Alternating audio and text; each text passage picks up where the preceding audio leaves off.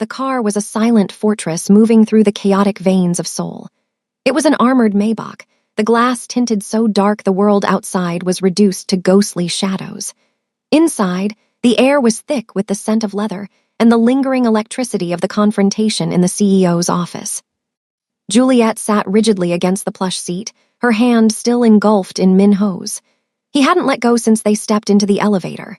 His grip wasn't painful, but it was absolute, a physical tether keeping her from drifting into the panic that was clawing at the edges of her mind. "Where are we going?" Juliet asked. Her voice sounded steady, a testament to years of boardroom negotiations, but her insides were vibrating.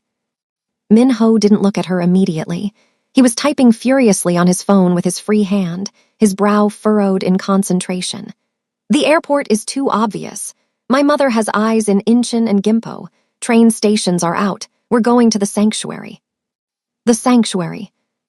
"My grandfather's estate in Gapyeong. It's off the grid, private security. No one enters without my biometrics." He finally hit send on a message, slid the phone into his pocket, and turned his dark gaze on her. The mask of the ruthless CEO slipped, revealing the terrified man beneath. "Are you okay? You're trembling." "I'm processing," Juliet said, exhaling a long breath. "Min-ho, your mother just threatened to destroy my life, and you just threatened to burn down your legacy. This isn't a strategy meeting anymore. This is crazy." "It's necessary." He lifted her hand, pressing his lips to her knuckles, his eyes never leaving hers. "I told you, I protect what's mine, and you are mine, Juliet. I don't care what the contract says or what society thinks or what my mother threatens. You are it for me." "You told her we were getting married," Juliet whispered. "Was that just a tactic, a way to shut her up?" Min-ho's expression hardened, his thumb tracing the veins of her hand. "I have never played games with you, Juliet. I have lied by omission, yes, but I have never lied about my intent." He leaned in, the dark interior of the car making the moment feel incredibly intimate.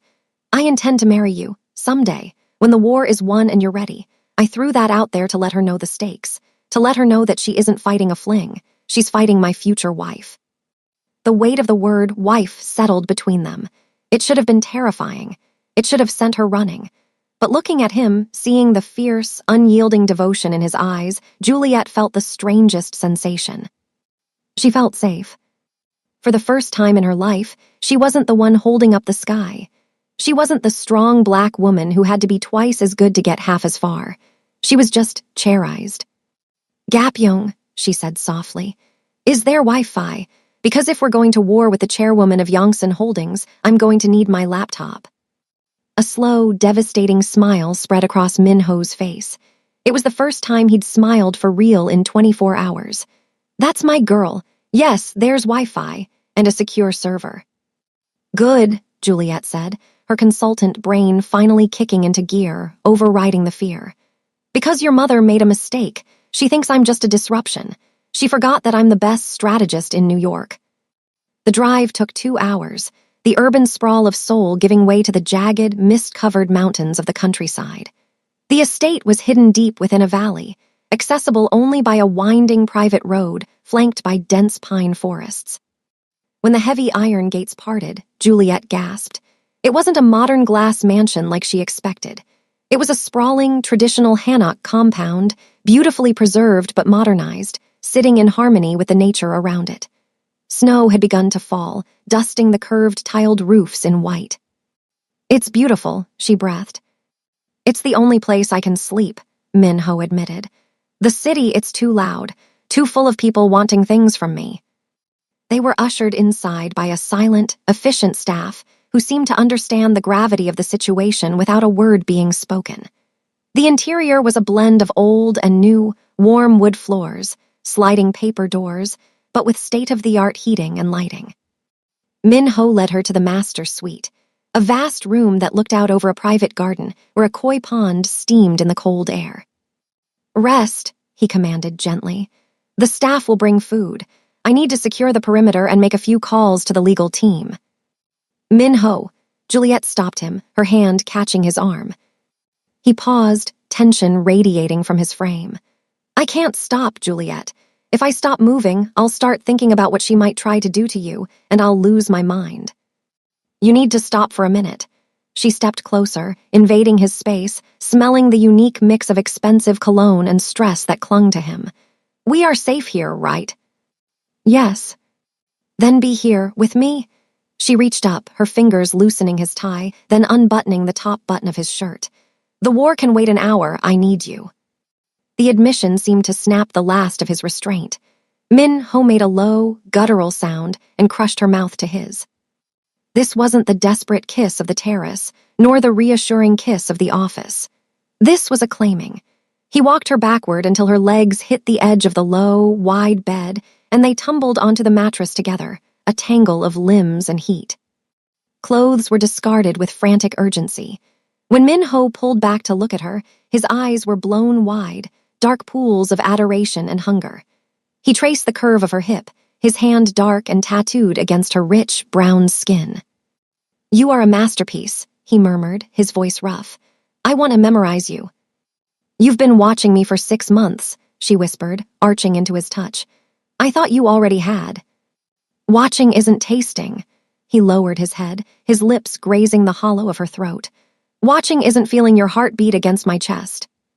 The intimacy that followed was a revelation. Min-ho was a man of power, used to dominance, but with Juliet, he was worshipful. He took his time, learning the map of her body with a thoroughness that made her head spin.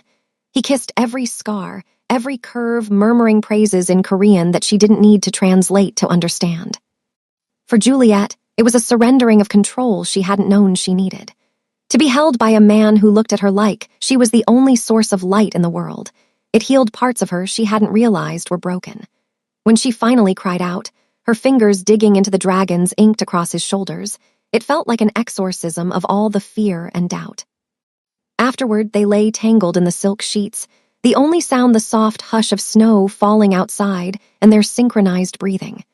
Min-ho's head rested on her chest, his arm draped heavily over her waist, anchoring her. "I'm not going back to New York," she said into the silence. Min-ho went still. He lifted his head, propping himself up on one elbow to look at her. "What?" "Your mother offered me $5 million to leave. She threatened my family. She thinks she can bully me into submission." Juliet's eyes flashed with steel. "I don't run from bullies, Min-ho, and I don't leave unfinished business." "Juliet, if you stay, it's going to get ugly. The press, the board, the social circles, they will be merciless. I've been black in corporate America for 10 years. Do you think I haven't dealt with hostility? Do you think I haven't been underestimated?" She reached up, cupping his face. "She made a tactical error. She made it personal. And now I'm not just your consultant, I'm your partner." Min-ho kissed her palm, his eyes shining with fierce pride. "My partner." "So," Juliet sat up, pulling the sheet around her, her mind already racing. "We have a board meeting in 48 hours, don't we?" "Emergency session called by the chairwoman. She's going to move for a vote of no confidence. She'll argue that my reckless behavior canceling the merger, the scandal with you, proves I'm unfit to lead." "And does she have the votes?" "It's close. She has the old guard. I have the younger tech investors. But the swing votes, they care about stability. And right now, I look unstable." Juliet swung her legs out of bed. "Then we need to change the narrative. Where is my laptop?" Min-ho watched her, a look of pure awe on his face. "God, I love you." Juliet paused, looking back over her shoulder, a small, genuine smile playing on her lips. "I know. Now get dressed, CEO Han. We have an empire to save." The next 36 hours were a blur of caffeine, conference calls, and strategy. The sanctuary transformed into a war room. Juliet took lead on the strategy. She knew that trying to fight the chairwoman on tradition was a losing battle. They had to fight on growth. "She's attacking your character," Juliet explained, packing the floor of the study, wearing one of Min-ho's white dress shirts that hung to her knees. "We can't defend against that. If we deny, we look guilty. So we don't talk about character, we talk about profit." "The expansion," Min-ho said, watching her from the desk. "Exactly. The reason you hired me. The project she thinks is a waste of time." Juliet pulled up a projection on the screen. "We accelerate the timeline. I have contacts at the 3 biggest streaming platforms in the US. They've been dying for a direct pipeline to Korean content without the middleman. We've been negotiating with them for months. They're stalling." They were stalling because they were dealing with your VPs who didn't understand the Western market. They weren't dealing with me as a partner. Juliet grabbed her phone. I went to business school with the VP of content at Atlas Media. If I can get him on the phone, and if we can offer him an exclusive first look deal on Yongson's entire back catalog, plus the new Idol reality show, that stock jump alone would make the chairwoman's merger look like pocket change. Min-ho stood up. Atlas Media, that's $1 billion contract. Yes, and if you walk into that board meeting with a signed letter of intent from Atlas, the shareholders won't care who you're sleeping with. They'll be too busy counting their money. But can you get it done in 2 days? Juliet smirked, a dangerous, confident expression that made Min-ho's breath catch. Watch me. While Juliet worked the phones, leveraging every favor and connection she had built over a decade in New York, Min-ho worked on the defense. He dug into the financials of the Park merger, the one his mother was so desperate to revive. I found something, he said, late into the second night. The room was littered with takeout containers and coffee cups. Juliet looked up from her laptop, eyes red-rimmed but alert. What? The Park Family Company. Their liquidity is smoke and mirrors. They're over-leveraged in real estate bad debt. If we had merged, their debt would have become our debt. It would have tanked us within 3 years. Does the board know? No, my mother suppressed the due diligence report.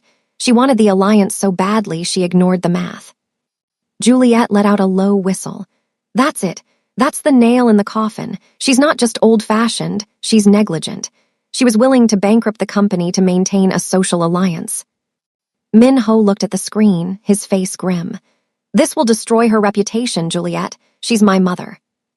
Juliet walked over to him, placing her hands on his shoulders. She tried to destroy yours. She threatened to deport me. She is willing to sacrifice you for her ego. You aren't destroying her, Min-ho. You're stopping her from destroying everything you built.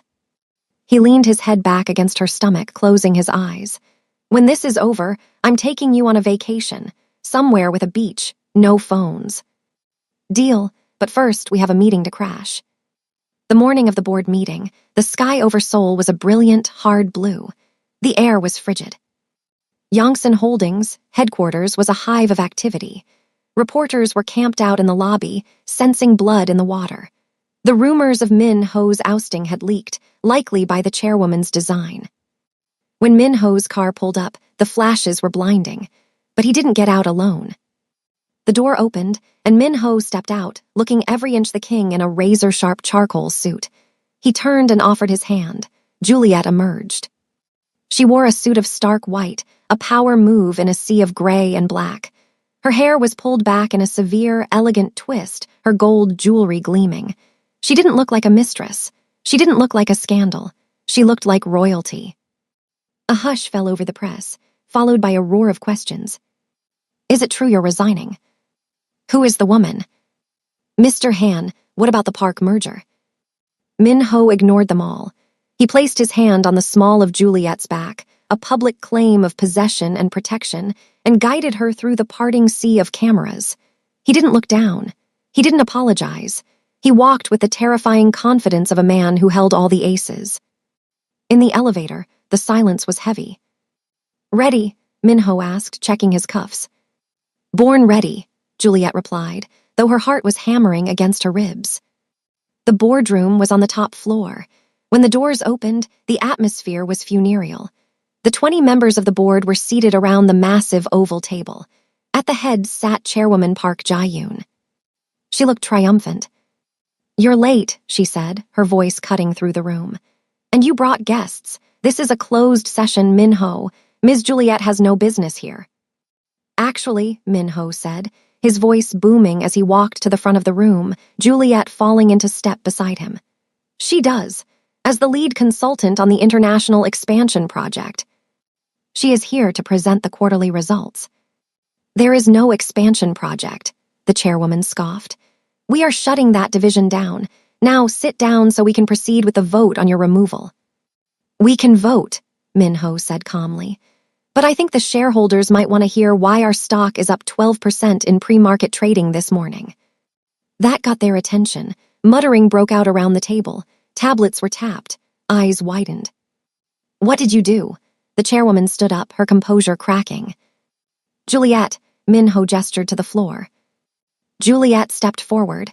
She didn't use notes. She didn't need them. She commanded the room with a charisma that rivaled Min-ho's. Distinguished board members, she began, her voice clear and authoritative. For months, the question has been whether Yongsan Holdings looks to the past or the future. The proposed merger with Park Industries was a look to the past, a consolidation of domestic assets in a shrinking market. She pressed a button on the remote she'd pulled from her pocket. The main screen behind the chairwoman flickered to life. This morning, at 6:00 a.m. New York time, I secured a signed exclusive partnership agreement with Atlas Media. Gasps echoed around the room. This deal guarantees global distribution for all Yongsan content for the next 5 years. The initial licensing fee is $1.2 billion, with a projected revenue share of an additional $3 billion over the contract term. The numbers hung in the air, staggering in their magnitude. Furthermore, Juliet continued, pivoting to face the chairwoman directly. We conducted a forensic audit of the Park Industries proposal. We found that Park Industries is holding $400 million in undisclosed toxic debt. Had the chairwoman's merger gone through, Yongsan would be liable for that debt today. The screen changed to show the red ink of the park financials. The room erupted. Board members who had been loyal to the chairwoman were now looking at her with horror. Lies, the chairwoman shrieked, slamming her hand on the table. He doctored the files. He is trying to humiliate his own family for this foreigner. Min-ho stepped in front of Juliet, shielding her not physically, but ideologically. The files are verified by Deloitte, Min-ho said, his voice ice cold. The Atlas deal is signed. The money is already in escrow. He looked around the table, making eye contact with every single member. So you have a choice. You can vote to remove me, install my mother, and inherit a merger that will bankrupt this company within 2 years. Or you can accept the Atlas deal, accept the new direction, and we all become very, very rich. He paused, letting the silence stretch. But know this. The Atlas deal is contingent on the current consulting team remaining in place, and it is contingent on me remaining as CEO. If I go, the deal goes. If Juliet goes, the deal goes. It was checkmate. The chairwoman sank back into her chair, her face ashen. She looked at the board members, seeing the greed and relief in their eyes, and she knew she had lost. One by one, the hands went up, not for removal, but for retention.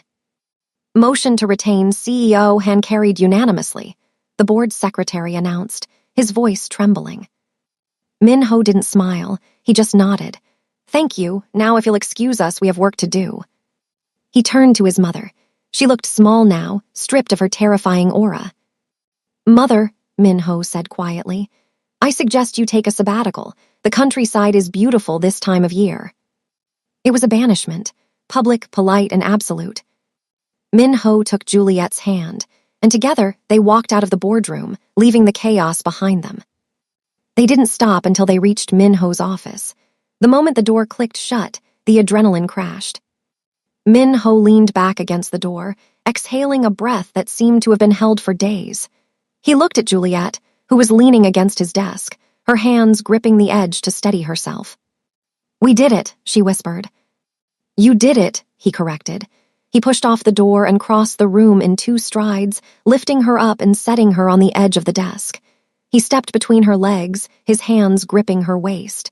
You were magnificent. I have never seen anything like that. I told you, she smiled shakily. I'm good at my job. You saved my company. You saved me. His expression turned serious, the intensity in his eyes burning her. Do you know how close I was to losing it all, if you hadn't found that leverage? We're a team, Min-ho. That's what partners do. Partners, he tasted the word. I like that word, but I prefer the other one. Which one?